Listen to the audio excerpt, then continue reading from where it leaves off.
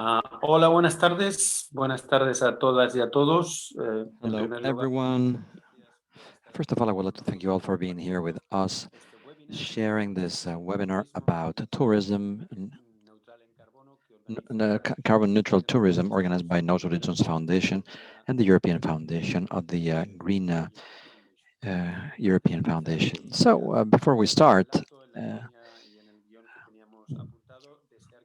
I wish that you all are well, so as well as your relatives and loved ones during these exceptional days, and we hope that it is over very, very soon. The event will be recorded, so I will give you some logistic information. It will be recorded, and then it will be posted both in the Fundación Los Horizons website, the Green in the web of the Green European Foundation. The event will include the previous interventions, except for, and unfortunately I have to say that, Tilly Metz, the Euro MP from Luxembourg, the Greens EFA at the European Parliament, member of the Commission of Transport and Tourism. She told us today that she was unable, she has a commission session at the European Parliament, and she has to be there. They modified their schedule. So after the speakers, we will have an open Q&A. If you would like to write your questions down in your chat, you can do that. Otherwise, we'll try to hear you. Well, this webinar is part of the transnational project about free tourism, project from the Green European Foundation, led by the Institute of Political Ecology in Croatia, where we also have, together with New Horizons Foundation, Sunrise Foundation, Vedran Foundation, Network, and the Foundation of our Friends for Eco in Spain. So before we give the floor our distinguished speakers, this event, yes, now it's working. This is the presence of the different people that will be sharing their ideas, their considerations and proposals. And also thanks to Sandra, the organizers, thanks to Alphonse, the guy behind all the technical and logistical issues, and thank you to Jaume, who is the interpreter from Spanish to English and English to Spanish for all and those of you who need it. With no further ado, we will try to follow the program.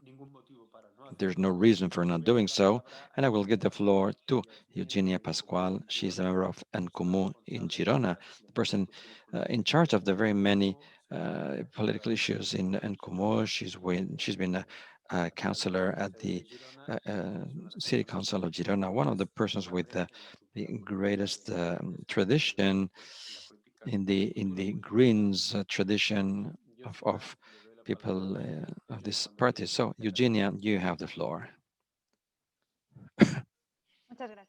Thank you, Sergi. Just one thing. I've never been a councillor at Girona. I tried to, but I've never done that. They never wanted me to be. Well, that's their problem, and they should have had you. Anyway, thank you very much, Sergi. Good afternoon, nearly evening, and I would like to convey the main conclusions of the workshop entitled perspectives of the perspective on the problem after COVID. Let me thank Nojuri Jones Foundation and Jeff for this initiative to find sustainable alternatives to the current model. I think it's very important. And a second, personal gratitude for my friend Raul Valls, without his help, it wouldn't have been impossible to organize this meeting and also to prepare this summary that we are presenting. The workshop lasted 4 hours, so distilling all that we needed for today has been a real marathon. In the workshop you mentioned last week, we analyzed different problems about the monoculture, tourism monoculture, and we call this the economic dynamics that affected the Costa Brava in the last half century. And thanks to the impulse of a privileged landscape, Girona went from a rural base to an area of continuous and ongoing tourist expansion. COVID evidenced very clearly its frailty and limits. That session had three main parts. First, we had an introduction. Further on, we had four workshops in rounds, two topics, and simultaneously other two topics. And we ended with another speech. So that will be the summary. The opening speech was delivered by Ivan Murray from Mallorca, who defended that tourism has become a destructive territorial pathology. But above all this, it extracts value and affects the surrounding nature, as Lefebvre said in the 1960s, and it generates an effect on space. The Costa Brava, its landscape, turned into a brand from the very beginning of the 20th century, has been modeled after the different capital waves that curiously used the economic crisis to transform the seafront, being hyper specialized, hyper intensified. And the crisis of the year 2008 was used to deepen into that phenomenon. And Barcelona was one of the most clear cases. Dr. Murray mentioned or quoted Churchill when he said, "Never, don't let a crisis pass by without using it to your favor. There's a class struggle, and my class is winning," he said. He finished his intervention speaking about the rationale that led to the internationalization of capitals and the appearance of big investment funds, the big beneficiaries of the abrupt stop of the international activities thanks to COVID-19. The destruction of the small touristic companies, we can only have a greater a more controlled sector controlled by the big tourist companies. Obviously, we didn't cover all the analysis possibilities, but we understand that they do illustrate and allow us to understand the problems of tourism and its impacts on society and nature. We also believe that it is relevant to see how we question the issue of participants. There was a great transversality. We had people from unions, scholars, you name it. I think that the range was quite varied. And the workshops included four different options, two simultaneous workshops, the first one being tourism and natural spaces. The main conclusions of that workshop was tourism that was initially presented to the to, be, to people without chimneys and smoke. It was a big fallacy. This turned tourism into a big danger. Tourism fostered many of the situations that led us to the eco crisis that we're living. An extreme mobility due to the massive use of private cars, changing the soil use, the disappearance of farmland, forests, wetlands, the transformation of the coastlands through ports, harbors, um, you name them. These are some of the effects. Many of the criticisms presented in this workshop focused on the impacts generated by human beings when they visit natural spaces during touristic activities. But this should be seen from people to the uh, capitalist structures, because capitalism turned a natural human need into a merchant activity, turning and affecting the landscape to serve capital only. Understanding this process of privatization and mercantilization expands the scope of our criticism, opening up to new forms of tourism and the accumulation of capital. Proximity tourism, though they have some contradictions, allow us to understand a different way of doing tourism. All this will require at the same time a strong and powerful democratic control from the public sector. Without it, the market will continue privatizing and mercantilizing nature to serve the reproduction of capital, requiring the eco-social proposals for tourism, and these proposals will have alternative models which are totally egalitarian of territorial and environmental justice, and that will have to consider the limits of the planet Earth. Tourism infrastructures and mobility workshop covered the needs of growth of the tourist industry, having a justification for the building of many mobility infrastructures. new roads, the coupling of railroads, ports, and airports have been expanded because of the needs of touristic companies, because of a need for growth, and due to the competition against other destinations. Tourist lobbies are the main interested parties to build new and big infrastructures. Such growth, improving mobility infrastructures, fed back this sector while favoring the hyper-specialization and monoculture. And at the same time, it favored real estate developments around some touristic areas, turning the landscape into something totally different, a landscape that was the main raison d'etre. A policy of mobility infrastructure which is useful to the social majorities of its territory would be enough to prioritize certain areas based on facilitating tourist transit. This new vision should integrate the energy crisis will generate a decrease in the growth of certain structures. In parallel to the contention of tourism, we need a decrease of motorized displacement and movement from one place to the other. Bike lanes, other types of transportation, railroads, increase of pedestrian ways, and we stopped this second workshop and we started talking about tourism and labor precariousness. We understand that tourism work is unavoidably precarious. Seasonability, little rotation of staff, etc. It strengthened a mantra of a garbage job. The uh, the cleaning ladies turned into the symbol of these parallel changes with unbearable increases in their workloads and the precarization of their jobs. The consequences of this model and the blind faith to the relation between tourism and labor precariousness have been devastating. On the other hand, the characteristics of this sector required perverse dynamics on the competition amongst points of destination, reducing costs and prices, and this meant a deterioration of the labor conditions and in the health of workers.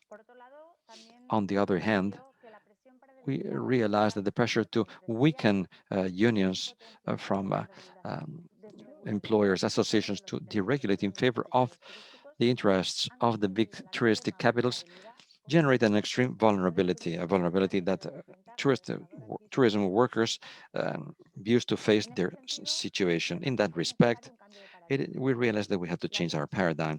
The struggle that cleaning ladies uh, had is a clear example. Labor precariousness connected to home labor should not be a natural element.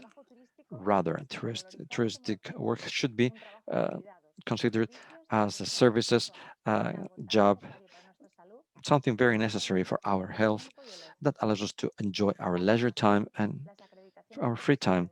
Professional requirements and good labor conditions that allow workers to develop their jobs correctly are fundamental for a model of alternative tourism.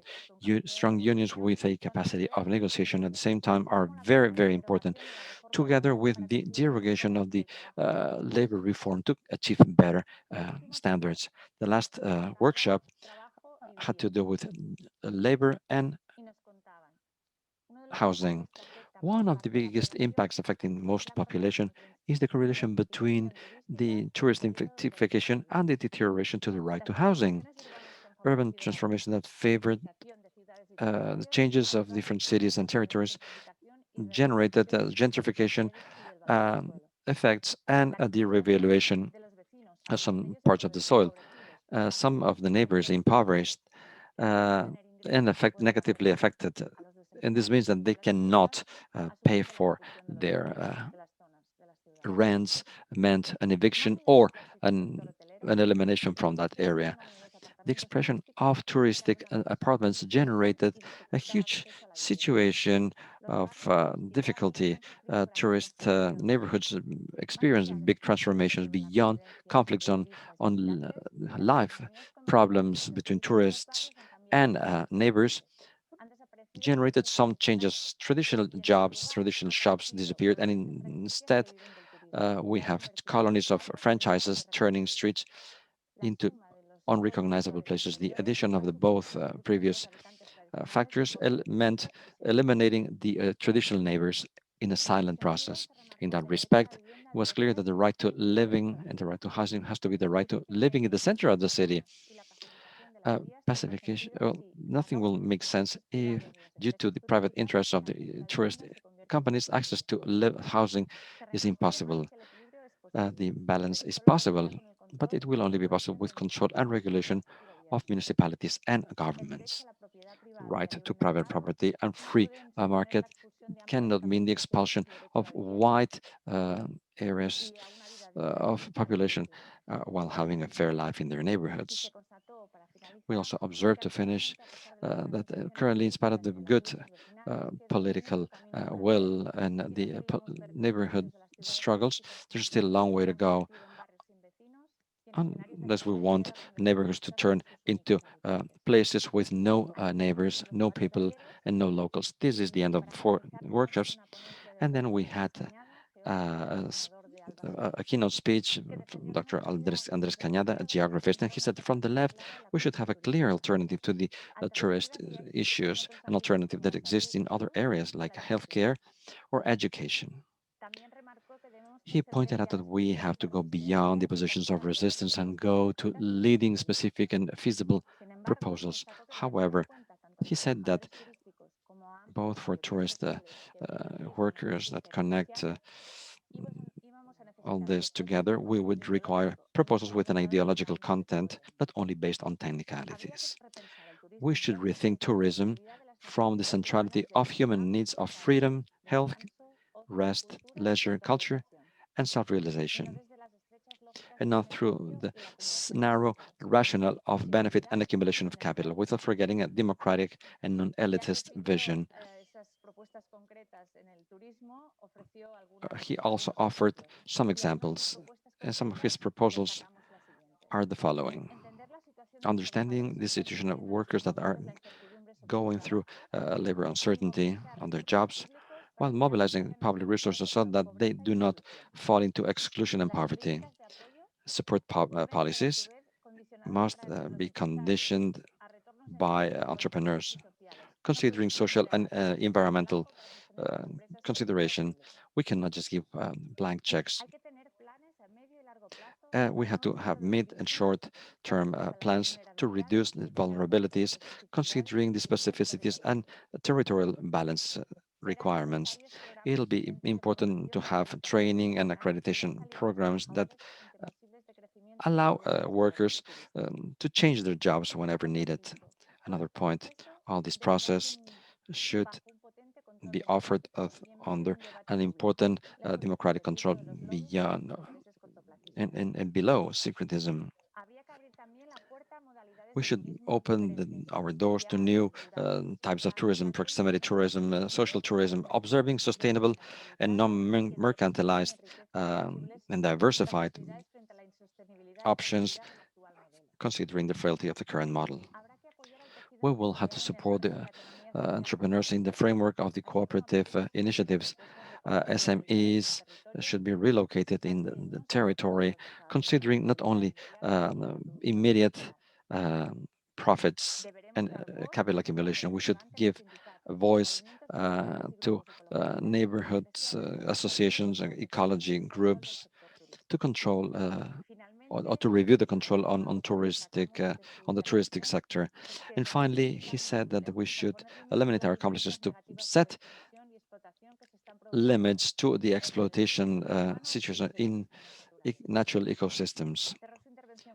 He finished his intervention with a sentence. He said, at the center, we should have human capacities, opening our horizons to post-capitalist realities. We have to defend our common ground. We have to open new hopes to real the situation, not to the interests of capital. And this was, in a nutshell, to what we did. So, well, this were 4 hours. I hope it's not been too heavy, because when you try to summarize things, sometimes things are too concentrated, and my apologies to the interpreter, because to interpret all this, well, and I'm sure it's been a difficult job. Yes, indeed, it has. Thank you very much, Eugenia, for being here with us, and also for having made this very, very good synthesis work, 4 hours of work in Girona into 15 minutes of work. Also, I'd like to tell you all that you are on the other side of the screen, that everything was recorded. So, well, we will upload it in the materials connected to this project. Before I said that the project is a GEF, a New Horizons Foundation project, and this is a project that will last 3 years' time. This year, we tried to cover different areas. We made some study work, but considering the circumstances that we all know about the impact of tourism, in Europe, the different countries that are participating in this project. But we will next year continue trying to find in the line of this last area of interest that Eugenia presented, to try to find new proposals, to try to find the best possible practice, and to find allies, both in theory as well as in practice, towards a different tourist model, not only for a specific region, but rather for the ensemble of Europe and for the rest of the world. Well, let's continue with the next speaker, a person that knows a lot about tourism, mass tourism, tourism understood as the 3S tourism, sun, so beach, sun, and sangria. Well, it's not 3S's, but in any case, Neus Troyol. She is the Councillor of Mobility of Mallorca, of Palma de Mallorca in the Balearic Islands. Neus, you have the floor. Hello, everyone, and thank you so much for this kind invitation. It's a real pleasure to be able to share considerations with all of you, with people of different places in Europe and Spain. I well, my presentation, the summary made by Eugenia, is very, very good, because many of the considerations that were observed last year in these workshops will be reflected in the presentation I will make about the experience we have in Palma de Mallorca, on how or what situation tourism is or has been in the last few decades, and what lines of work we are developing and have been developing in the last 5 years, and that we have been working in together with an agreement of left-wing parties, two legislations, one after the other. This is a situation that had never happened before. So this gives us a line of work on a mid-long term basis to face a problem, a set of problems, such as the economic model that we are currently dealing with. I have a brief presentation that I will share with you. Hopefully you'll be able to see it.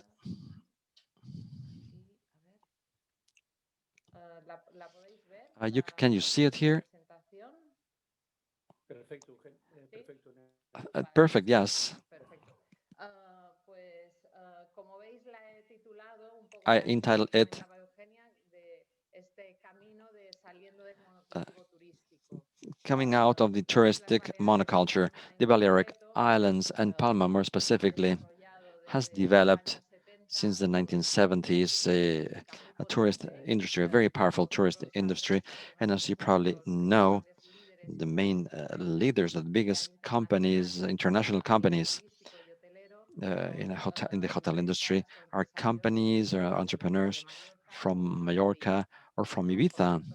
So we very well know what mass tourism is all about and the consequences it has. And I will propose to all of you during my intervention is this brief trip giving you some information about tourism, touristic monoculture, and the monopoly of our islands, the consequences of mass tourism, different measures that we have been implementing and that we want to continue implementing in order to decrease our tourism while regulating our industry, and evidently the consequences that healthcare crisis has right after COVID-19, and also what are the strategic lines for the future that unavoidably go through the economic diversification and different criteria for sustainability, both socially and environmentally as well. Therefore, I believe we have to start from a premise that is tourism is not sustainable. We may involve or implement different measures that limit tourism, that put caps, that regulate industries and tourist companies that are more responsible socially, environmentally. But tourism, in a nutshell, is an activity that, when it is mercantilized, will generate certain consequences that are not sustainable. It's a sector that we have to redimension and relocate properly in order to have the development of some leisure and rest activities of different aspects of human life that we may consider interesting in our modern life, but we cannot talk about the fact that this economic activity can be sustainable as such, as we could probably do in other economic sectors, so that you have an idea about what it means to have this tourist monoculture, such a powerful um, situation in Palma and the Balearic Islands. Here you have some graphs. The first one shows that we have a totally seasonal tourism, very high peaks in the summertime, and also winters that are much quieter, less tourists. And for the last few years, we hear about new measures to be implemented for this season. Well, the data of arrival of airplanes and passengers to the Palma airport seem to show that year after year, this peak, the summer peak during summertime, is more pronounced. So this means that the market, no matter how through administrations we try to find measures to deseasonalize the market, the tourism market in the Balearic Islands, the market is still seasonable, and the consequences that this has, all the infrastructures and all the services that we have to have in our island in order to cover all the demand is very high during the peaks, at least during the peaks of visitors. On the other hand, as you can see, evolution, the touristic evolution has been increasing.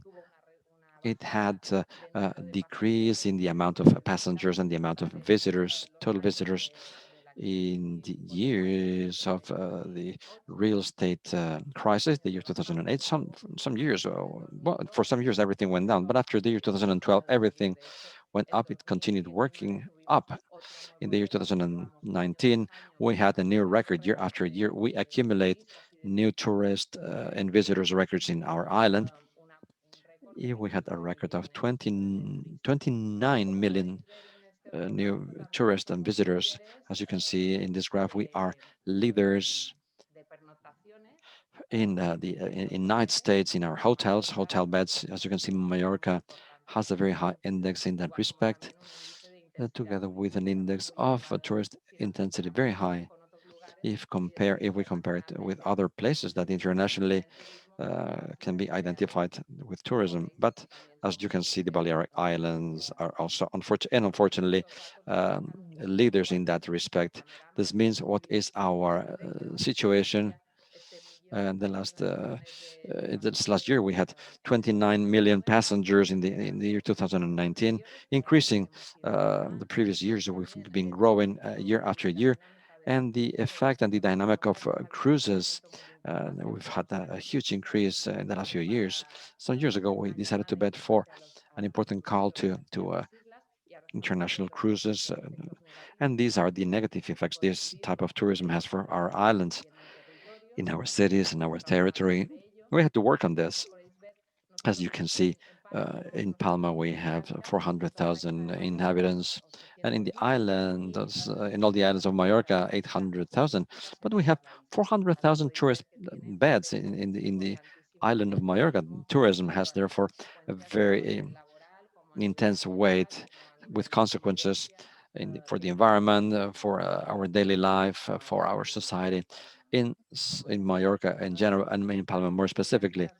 So the Balearic Islands mean 2% of all the population. Tourist-wise, we receive 20% of all the tourism of Spain. This means that we have a huge tourist pressure in our land. This is an island, and considering the effects of a Mediterranean island, climate change, and so on and so forth, and all the social effects this may have, you can imagine that the pressure is very high. This means that we have to walk the walk and talk the talk to get out of this situation. And as I said before, what are some of the consequences? I'll give you some, but there are very many. Eugènia mentioned very many of this mass tourism. Well, precisely, this is what I am talking about, to deepen into the environmental and social crisis that we have suffered for the last few decades. Some of the consequences, as you can see in this picture, include very many social demonstrations, mobilizations, ecologists, neighbors associations, and so alternative social movements, and the transforming new left that for the last decades at different moments decided to set an alarm and saying that we could not continue evolving like that, and that we had to stop, we had to reduce our intensity. But for the last 2 years, we see that there is a much wider social awareness of the problem right now, and for many years, for 3 4 years, the population, through different opinion polls and surveys from different origins, seem to show that how tourism is perceived as a problem as compared to 10 years ago. And at some moments, this has been the main problem that we have identified above the labor situation, or corruption, political situation, issues that have had a huge repercussion in the islands. Mass tourism means what exactly? Well, this high dependence we have on the territory, on the real estate sector that is associated to it, an increase, a very high increase of access to housing. Here in Palma, we have had in the last 5 years an increase in the rental prices. 50% increase is a lot. This is a problem that has to be seriously approached. As mentioned by Eugènia, the labor conditions associated to the labor situation are, include high precariousness with seasonal tourism. Labor contracts are just temporary or seasonal uh, contracts, and social difficulties that this means, that this entails, is very high. And with respect to the cleaning ladies, there is a very important movement of Kellys, as we call them in the Balearic Islands. Kellys, because in Spanish son, they are las que limpian, the ladies that clean, the cleaning ladies. We had the first cleaning ladies strike, and they decided to, to express their lack of satisfaction and to reivindicate their labor conditions and their labor rights that are now have been consolidated, that had to go beyond it all. Some of our colleagues from Palma were pioneers in the labor reivindications in that feminized and precarious sector. Inevitably, many of the consequences have to do with this forceful mobility with their own private vehicles, because public transportation is scarce, considering also the tourist pressure we have, but we don't have a transportation for all, and pressure for the natural areas. This is one of the important publicities for tourism. Sierra de Tramontana, range of mountains, beaches, natural parks. All these all these places receive a high deal of pressure.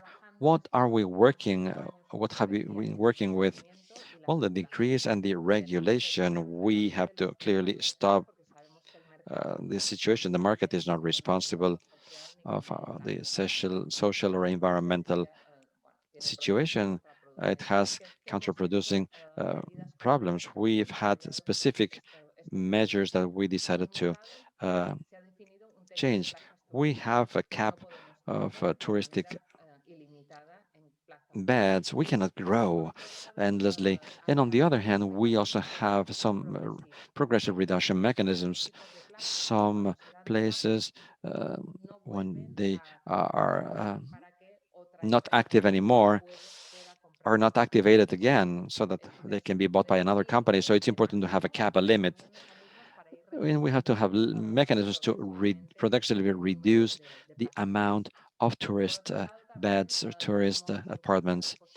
Well, we also have the sustainable tourism tax, something that has been implemented in many places in Europe. But we, in the Balearic Islands, were pioneers in supporting this sustainable tourism tax. And the next legislation after the left wing government, but this new government was right wing and they eliminated this tax. This tax was recuperated 3 years ago, and we had a great opposition from the tourist sector, but now everything is implemented in nearly all Europe.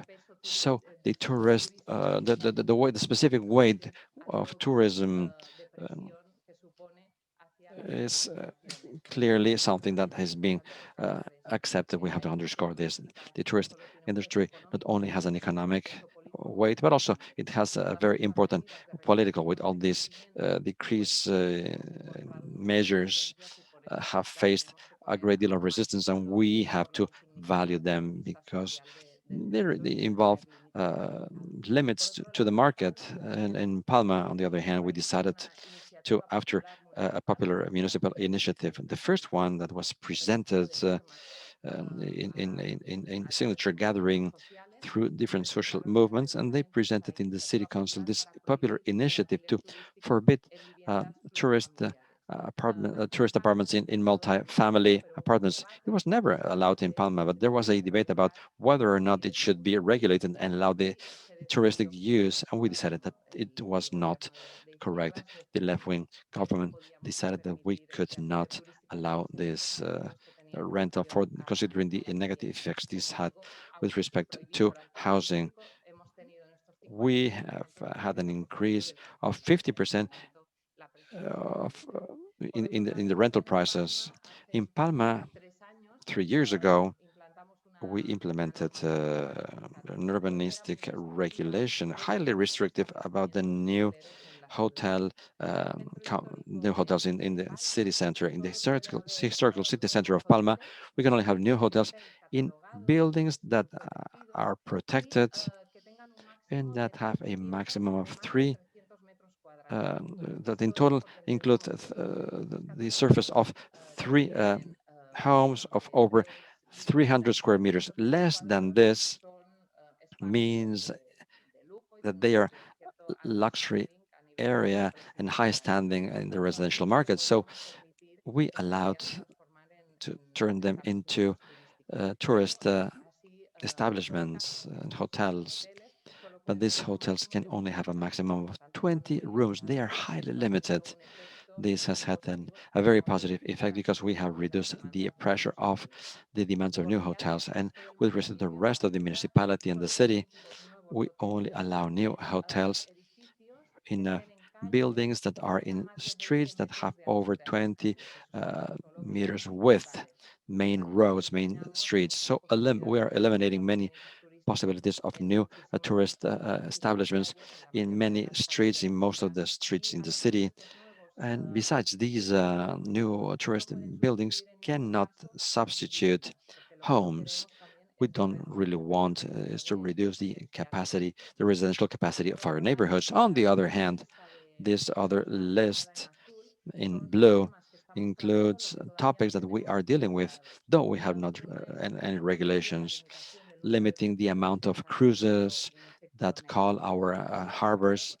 Well, well, with COVID, we've had a halt, but there was a very, very big pressure of cruisers in the island, in our cities, there's a very important debate to limit the amount of cruisers and passengers that can come to our island. On the other hand, there is a big struggle of social movements that we are supporting from the administrations that is not expanding by any means airports or ports of the islands in order to avoid increasing the tourist pressure we already have, which is regulated the all-included. It has very perverse effects on the local businesses while regulating rental cars and other aspects such as the improvement of labor conditions of our sector. We have the healthcare crisis, and we have more reasons to realize that we change our model and decreasing tourism, regulating economy, and evidently this has had a very high repercussion in our Balearic economy. We depend so much on tourism. Tourism seems to be the most highly affected economy thanks to the pandemics. We have reductions in the GDP in the Balearic Islands of down to 40%. This affects all drastic reduction levels in the income in many families and many companies, whilst at the same time the housing prices or other services continue being very, very high. Therefore, social crisis is even more difficult at a territory where tourism has such an important presence. And on the other hand, I wanted to give you a few examples, just two examples. One is in the Palma Beach in the area where the tourist sector is highly developed, and it has been so for many, many years, being fed of sun and beach, as we said before. And here we are noticing capital accumulation with different sectors, different relevant tourist and businessmen, businesswomen. They are accumulating different properties, not only hotels, but different restaurants and shops, etc., in order to manage them from the same company or from the same entrepreneurial group. So we have to see how this dynamic evolves, because we were told that this is a highly extended dynamic in other areas of Europe. And on the other hand, uh, we have the entrepreneurial irresponsibility of other tourist sectors that we have seen till. And this situation of social crisis and the need for new homes, new housing, and we need to offer more social housing for families who are in a very vulnerable situation. Many workers of this tourist sector live in very precarious situations with very few income. They are losing their homes and they need an alternative. When we observe this, well, when we presented this problem to the hotel sector and we told them about the possibility of renting uh, their hotels to be able to host these families who lived from tourism, and that they cannot do that, and they do not have any money to pay their for the rents. Well, they said they were not interested to offer any of their hotels, even if it was for rental, and they considered that if this type of initiative was implemented, it should not be done in a touristy area. This could generate a bad image effect, considering the tourism that could, be coming to the island in the near future.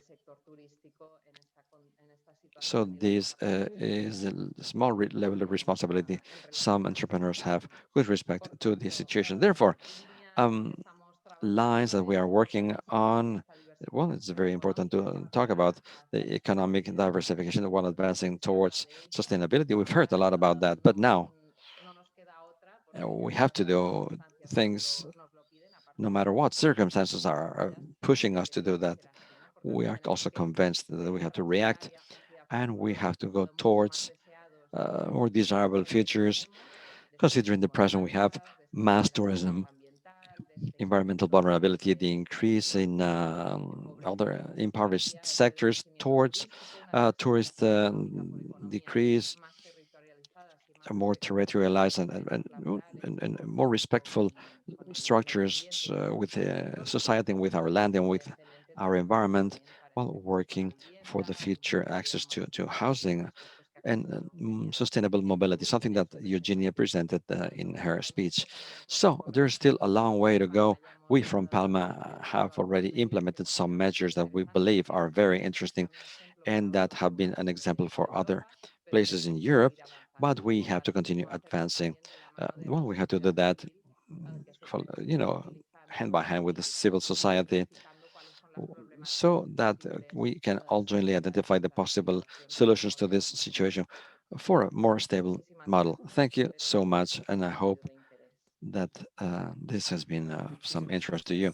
Well, thank you, Neus, for your contribution.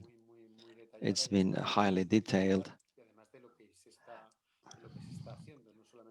It's not only what we would like to do, but also what we are doing, or and you are doing. I'm sure you cannot do all you would like to do because there's a great deal of European and national legislation that won't allow to develop some of these ideas and proposals that you have, and that would require, that Mallorca would require for to go towards a true change. But congratulations, considering all you're doing. I am sure that we'll have more than one question. Well, without further ado, I would like now to give the floor to Vedran Horvat. He's the director of the Institute for Political Ecology in Croatia. He's also the leader of this transnational project where we have Fundación Neus Horizons. Therefore, he is the responsible person so that we all are here. So, well, we are very, very grateful to him for allowing us to be here. And he, in the board of the GF, we decided to, to support this project, and it was easily approved. Vedran, you have the floor. Thank you, Sergi. Thank you for invitation and for warm welcome. I will also share my presentation to all of you.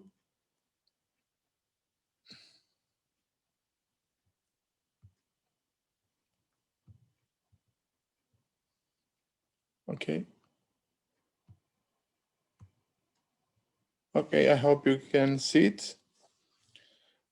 So yes, yes, we from cases of Spain, which were very illustrative, I would like to share with you some insights from our preliminary research in Croatia. As Sergi explained, there are a few other countries involved in this project apart from Spain and Croatia, like Austria and Serbia. Before I start, I would just like to make maybe one strong point is that starting point in this project was always to think of the not only on supporting sustainable tourism as one of the directions of tourism, but to think of the whole transformation of tourism industry as a whole in order to reduce detrimental carbon / environmental and social impacts. So usually we have the situation that sustainable tourism is one small branch of tourism that is always open for ecologically minded people, and then everyone else does business as usual. And starting point here was to see how the whole industry, tourism industry, can be transformed. For Croatia, I would just like briefly to introduce that most extensive development of tourism has started during socialist times, during Yugoslavia, which was a very typical combination of developing resorts for workers, so-called Zimmerfrei private accommodation, and followed with massive construction of publicly owned hotel infrastructure. But later, after war, in mid-90s and 2000s, there was really hardly any tourism because of the post-war period. And in that period, there was a very silent but devastating period of illegal privatization of publicly owned, of so far or up to that date, publicly owned hotels and resorts.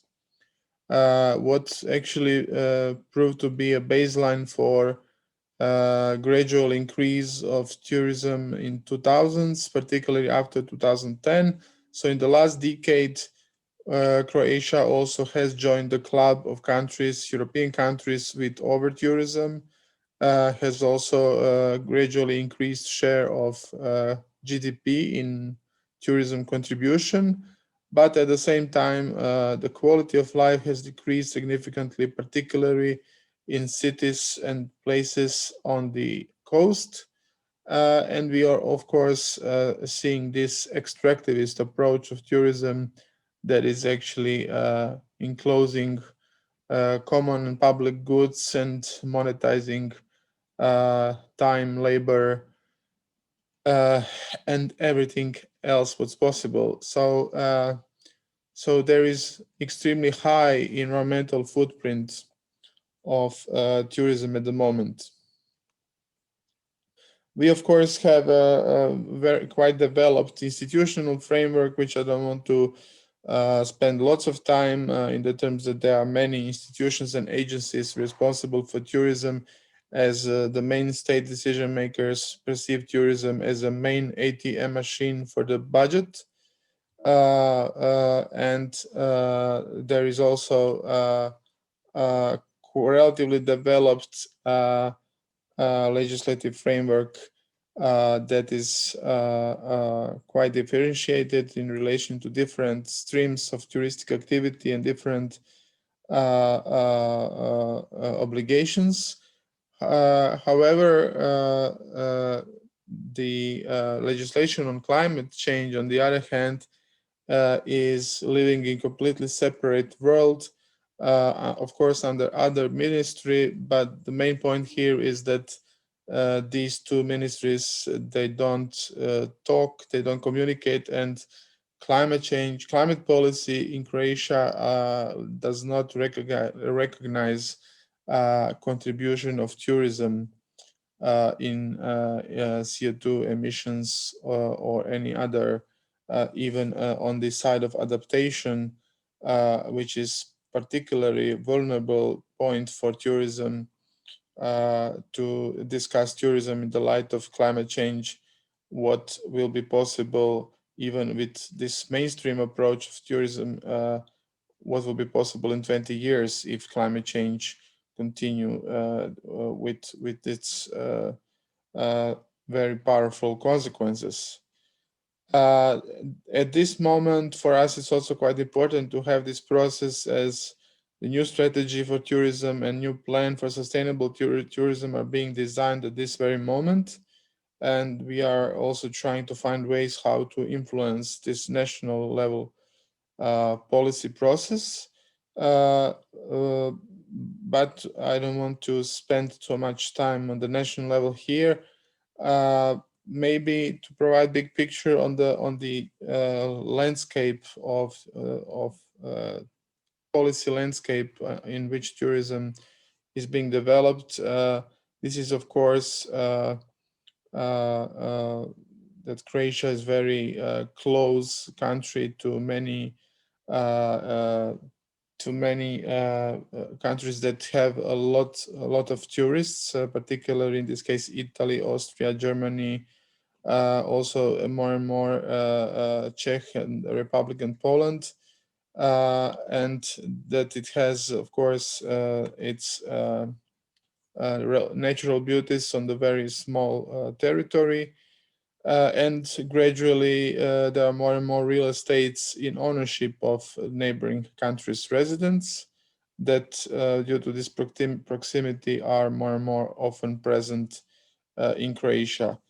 Also, there is on one hand very old infrastructure that has not been maintained, and there is a lack of investment in public infrastructure, primarily in relation to waste, water, or energy maintenance or delivery. So in this case, tourism activities during season have very high pressure on this infrastructure that is not properly maintained. Neither proper investments are conducted for in order to have more resilience in relation to a much more triplicated use during the season, which is inherent to over tourism. Apart from that, there are also a whole its whole terrain or playground for different developers' ideas and speculative investments, which are apparently very negative aspects of tourism development in Croatia. And as it was already mentioned by by previous speakers, we are witnessing seasonal unsecure work in the industry where labor rights and labor conditions are far from respected. There is overall there is a dominant approach of the rentier capitalism, as also mentioned from Spanish cases. It's kind of our fight for our own sun and beach square meters, which are supposedly entitled to each tourist who appears in Croatia. And there's a lot of illegal construction and land use related corruption, primarily related between conversion of agricultural to land to construction land. Probably that is common for other European countries many decades ago, but in case of Croatia, since the war in 90s, this was postponed to these last 2 decades. And the main problem we see also in this research is that ecological footprint of this sector is not followed or not monitored by main statistic organizations who are responsible for gathering data. So there is no systemic monitoring of touristic activity in relation to even to relation to some sectors like mobility, particularly or use of resources. And at the local level, we usually have this phenomena of state capture, where new investors in tourism are very often a sort of they subordinate local councillors or local mayors for the purpose of the new investment development, where the local democracy is completely silenced and shut down by the new touristic project in a certain area. There are other few, of course, elements which you see here, particularly housing affordability that is followed with gentrification in cities like Split or Dubrovnik, and many more cities are joining, where old cities have been completely emptied, and there are no more people who were born there and who live in the old cities, since this has been sold out to primarily different businesses that see, for example, cruisers as a main source of profit. There is some research that has been done lately on this touristic strategy of Croatia, but in our research we did not identify that a carbon and environmental footprint of tourism has been identified, and that is, of course, for our research, it is both good and bad, as we don't have any baseline, but we have to create baseline. And one of the methodological problems, of course, related to destination tourism is that we do have we have a strong flow or inflow of people who are specifically aiming to visit some of the destinations, and they use most of them are using cruisers or cheap flights. And the as you know, international aviation is not recognized. So the carbon footprint made by these air flights are not recognized as related to, for example, to Croatia or to Spain. Yeah, they are recognized at the international level as carbon footprints done by aviation. So we are at the moment aiming to, but we also are aware if you have certain city and there are like 1 million people during summer come to this city specifically to visit this city for a number of days, then there is probably 7 or 10 million nights linked to this 1 million flights. And these 1 million flights, for example, produce certain amount of CO2 emissions.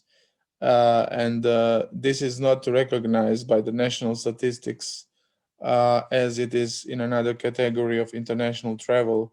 But we see that this is not only methodological but also political problem of recognizing where the sources of carbon powerful carbon footprint of tourism are. In Croatia, there've been this year before Corona, 2019, tourism was 18% of the GDP, and 25% of the tax revenues have originated from tourism. So we had 20 millions of visitors, and a larger share was from countries I mentioned earlier that were distributed between private accommodation, hotels, and camping. And in most of the cases, 3 cities have been largely dominant: Dubrovnik, Split, and Zagreb as main destinations for overnight stays. As I mentioned, cruiser tourism is of particularly for the current decision makers. Cruiser tourism is unfortunately something what is heavily supported and let's say flexibilized. There are certain restrictions on number of cruisers able to enter into certain base areas, but they are still very mild. And they are environmentally extremely unfriendly, not only because of wastewaters and the energy produced and warming of water, but also they are also the impact of the single traveler on cruiser when they land on the certain city. Environmental impact is also extremely high. Linked to that, there are, as mentioned earlier, a huge megalomaniac speculative investments that are trying to completely reshape certain territories to establish exclusive zones for the very privileged classes. And in these terms, you can see this case, old city of Dubrovnik and like 10 times bigger golf resort area, which is supposed to not be only golf area, but to have like thousands of extremely expensive apartments above the old city with very nice view, which can be bought only by extremely rich persons. And that is something that is as you see, the proportions would heavily impact, would have strong impact on the local community and the urban life and also public infrastructure. There is also increasing festival tourism and of course tourism that is related to national park visits that also have certain environmental impact, which in case of national parks is controlled. And that was all I can say. It was past. This year, there was a big break because of COVID-19. And I would like us to spend 1 minute here. The idea of this research was, of course, to see how tourism can, as industry, can decrease its impact on the climate change, and also how it can adapt if it wants to survive to climate change.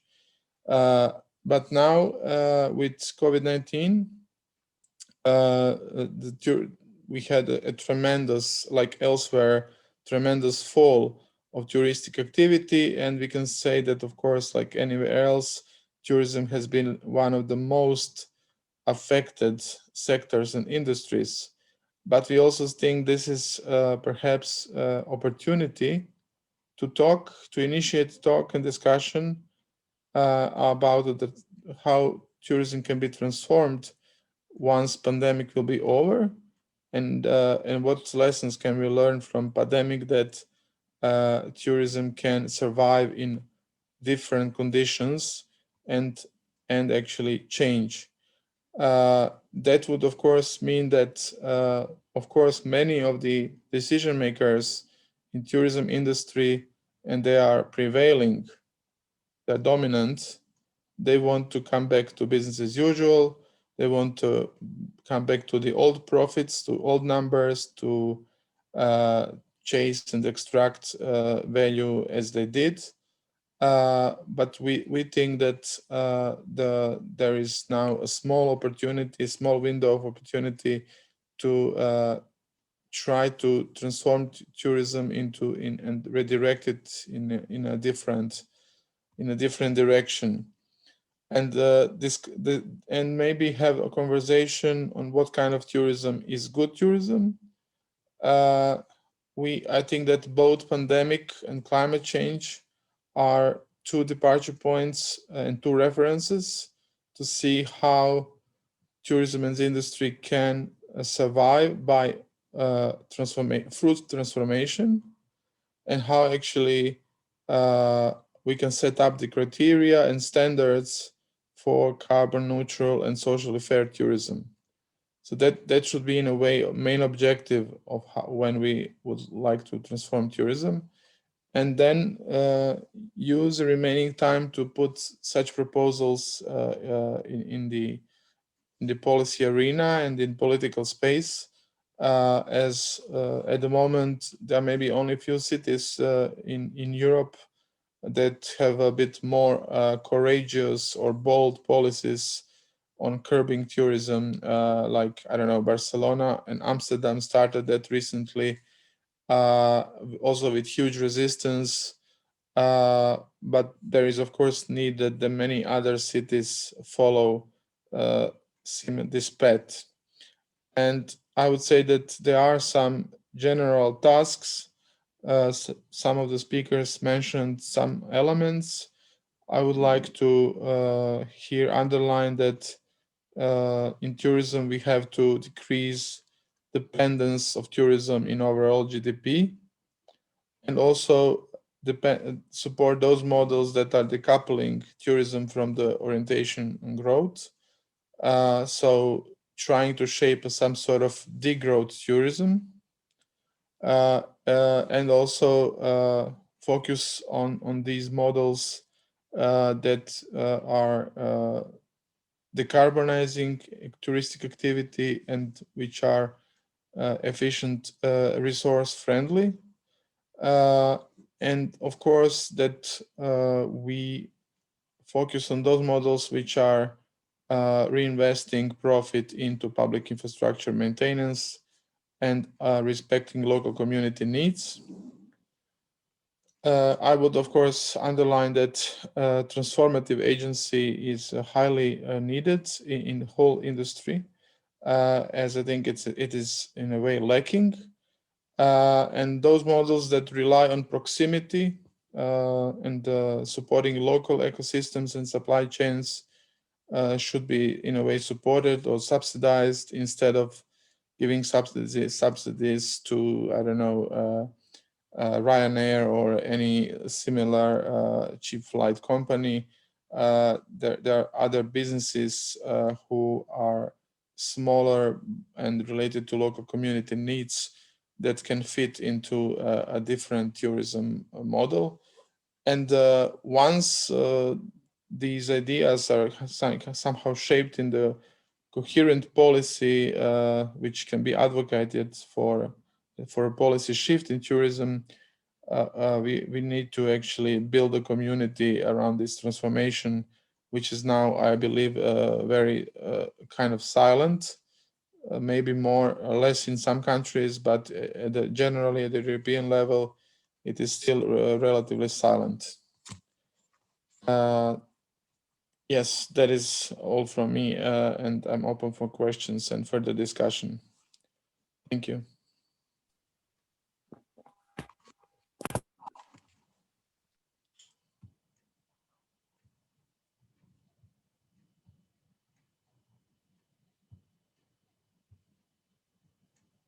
I'm afraid Sergi has his microphone muted, so we cannot hear him. Sorry. Now, Okay. thank you, Vedran, for your. Perdona, vuelvo a empezar. Gracias, Vedran, por tu. Thank you, Vedran, for your contribution, for explaining the unfortunate situation in Croatia and what are the situations that well, what do you think that can be done in the future?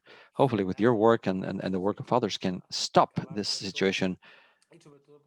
And also due to the new proposals that you presented that are very interesting and that we have to think about the future. Because as you very well know, and that we all very well know, we have to report, but we have to do things. Just with a defensive position, we won't be able to progress. We've had many questions that came to us. I chose 3. I allowed this license as I am the moderator. And we could follow the same order you intervened.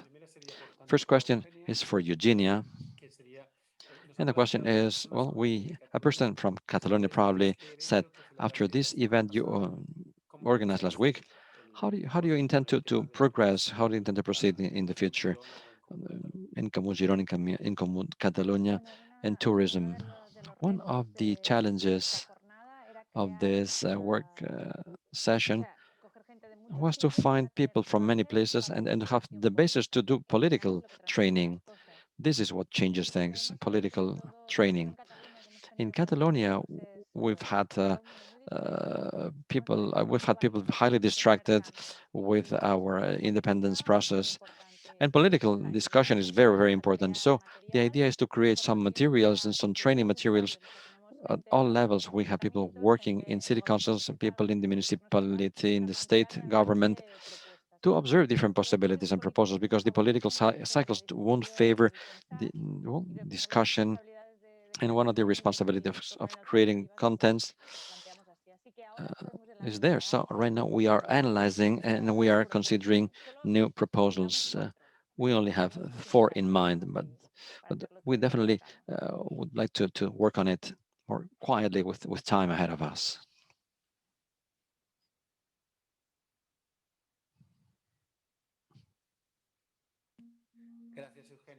Thank you, Eugènia. Well, be paying real attention and to see what you do in Girona. We'll try to help you to share it, because your work should be known in the rest of Europe. We have, as I said, the opportunity of using this project 2 more years we have ahead of us. So we will continue being in touch. Neus, one of the two or three questions we have for you. Well, includes a very complex element, a complex and interesting element. What is the debate you have in the Balearic Islands with respect to the issue of tourism? Not we don't always have a government on the left wing. We don't have a government, a progressive movement or a coalition of different parties. Are you using the issue of tourism or your proposals and the impact of COVID can be sometimes used as a political weapon that can be used to attack other parties? What's happening? What's really happening in the ensemble of all the islands in the Balearic Islands? Well, you're absolutely right. As I said before,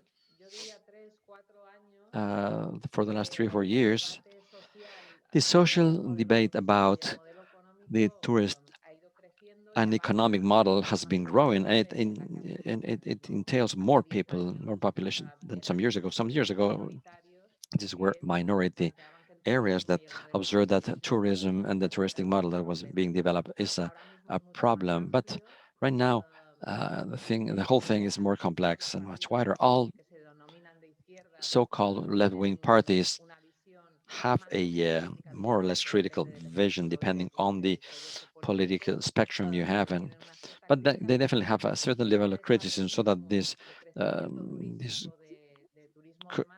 mass tourism development and evolution we've known till now is not sustainable. We cannot maintain it towards the future. But the political right wing and the entrepreneurs still talk about the need of, developing tourism as the basis of our economy, and this is highly rooted in them. Tourism is what vertebrates the economy in these islands, and therefore we have to continue feeding tourism, because if we feed tourism, we'll be able to also feed minority sectors that we have here. Right now, with the healthcare crisis, with evidence that this is a very weak sector. It doesn't have great strength behind the crisis, international crisis situation, the unparalleled crisis situation we are living. And in the right-wing parties, it's true that are not using the criticism made with respect to tourism in a very populist way, because when we observe certain limitations to tourism, right wing is not criticizing us. They may criticize the measure, but they are not using the pandemic or the healthcare crisis or the economic crisis to, say we're doing the wrong thing. Before they would say that these are not the right measures, but now they're not doing so. Right wings believe that what we have to do is to recuperate the model we had in the year 2019, while going back to those standards of high amounts of tourists, high amounts of tourist beds, increasing them and managing them well. And what we have to do is to change sun and beach tourism while introducing some cultural factors, environmental visits, and on the other hand, a gastronomic type of tourism, cultural tourism. This is something that we can often hear, but not questioning the monoculture and the high monopoly that tourism has in the Balearic Islands. This is the political ideology debate. Socially, as we could hear, many sectors, many social sectors did not observe any considerations. No, as we could hear from Croatia with Vedran's presentation, many things are being talked, considered and discussed about cruises. There is a very important social debate with respect to the need of limiting and reducing the cruise footprint, because they are not generating any economic activity in the cities. They are not generating any wealth in the cities. This is what was being sold to the small merchants, because sometimes they said, well, cruises are good for us, because they think that they were potential clients, but they realized that that was not the case. They are not, the cruisers are not clients. They just stroll around the city and they go. All they leave is waste, physical waste products. So we increase the we increase all the safe security and cleaning services in Palma during the cruisers' visits. So this is a very burning debate, and we can we live it very closely from the proximity due to social or labor situations. We live this debate very intensely. With the pandemic, we have strengthened this vision, this need of having a radical change in the drift of the tourist sector, and also to diversify our economies. An island that literally lives on 30% of the local food production. Well, this is totally unsustainable. We have to foster the food sovereignty. We have to produce our own meals, our own food. And this requires a change in order to guarantee our survival, not just because of ecological standards that I could have and other people could have in this panel, but also because of the survival of tourism itself. We've seen that tourism has a limit. We've noticed that there's a debate in the tourist rental, home rental. Well, the hotel sector was next to those of us who wanted to forbid apartment bed rentals. And this was a competition. They realized actually that we how to start, putting limits with a different consideration to what has been done till now. Thank you so much, Neus. I'm sure this information is something that you know firsthand, but you have noted that the Balearic government is probably the only government in Europe that passed a motion asking AENA, the owner of all the airports in Spain, to please stop investing in the airport in order not to attract so many people. I don't know any other cases in the rest of Europe. This is not what is normally done in regional governments. Ask the central government or the different companies to invest, but they sometimes don't even know what the investment is all about. Vedran, the question for you is, out of what I chose, is connected to your connection of project leader. And the question is, do you believe that there will be a sociological change with respect to tourism thanks to COVID? Or we will be facing the return to massive tourism? Will there be a change in people's mentalities, would you say? It's not an easy question, sorry. Yeah, it's not easy for sure. I would say that at this moment we can already see that what people were thinking they are not capable of are capable of, are able, and we see that currently there is a strong restrictions on travel, and actually the point of being a tourist or traveler has been changed. I think that for the Greens, I think that there are a couple of problems related to it, particularly on the terms of restriction, free movement, restriction of some rights and liberties, also not being able to be kind of internationalist, cosmopolitan person who wants to learn from other countries, cultures. That has been all temporarily reduced due to COVID, and probably some of these consequences will remain.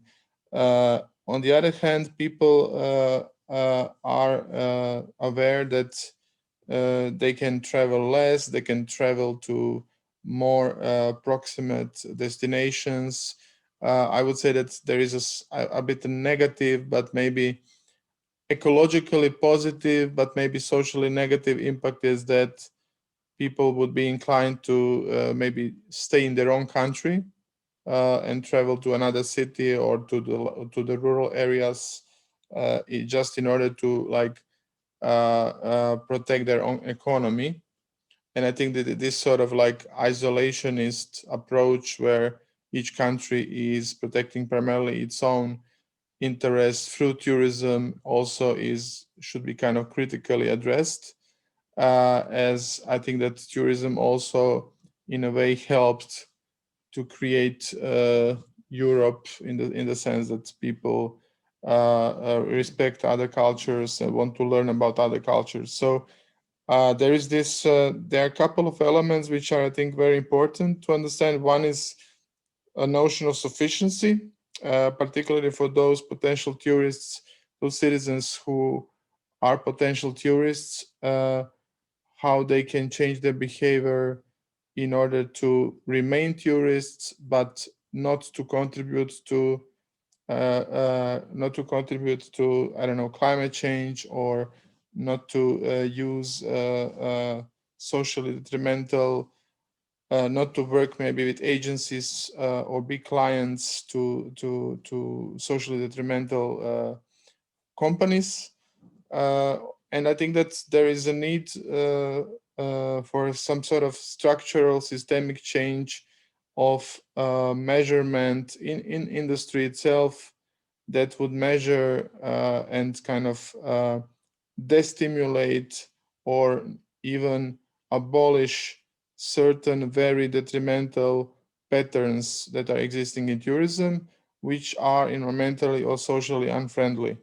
And I think that, I think that's a huge challenge for the industry, particularly as people working in industry on higher positions are educated to just go after profit, and also and also like turning even these ecological values sometimes into profit through greenwashing. So there is also a challenge there. Uh, but I would say that people will most surely change their behavior in a way that they will be more selective and they will be more thoughtful before starting journey or before deciding on journey.